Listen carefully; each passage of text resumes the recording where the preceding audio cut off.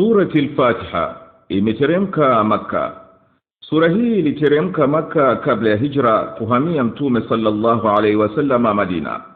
Imeitwa al-Fatiha, yaani kifungulio, kwa kuwa ndiyo sura ya mwanzo katika mpango wa msahafu mtukufu, nayo ni sura ya mwanzo iliyoteremka kwa utimilifu wake.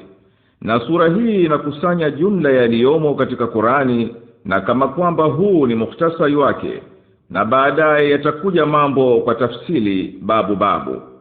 Na makusudio ya Qur'ani ni kubainisha tauhid, upweke wa Mwenyezi Mungu, na kubainisha ahadi na bishara kwa muumini mtenda mema, na kubainisha ahadi na onyo kwa kafiri na mtenda maovu, na kubainisha ibada, na kubainisha njia ya kufanikiwa duniani na akhera, na hadithi za waliomtii Mwenyezi Mungu wakafuzu, na hadithi za waliomuasi wakaangamia. Sura al-Fatiha inakusanya kwa ufupi na kwa kuashiria makusudio haya, na kwa hivyo ndiyo ikaitwa pia Ummul Kitab, yani msingi wa kitabu. A'udhu billahi minash shaitanir rajim. Bismillahir rahmanir rahim. Kwa jina la Mwenyezi Mungu mwingi wa rehema, mwenye kurehemu. Alhamdulillahi rabbil alamin.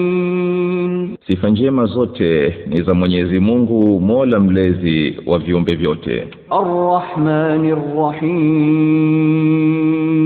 Mwingi wa rehema, mwenye kurehemu. Maliki yawmiddin.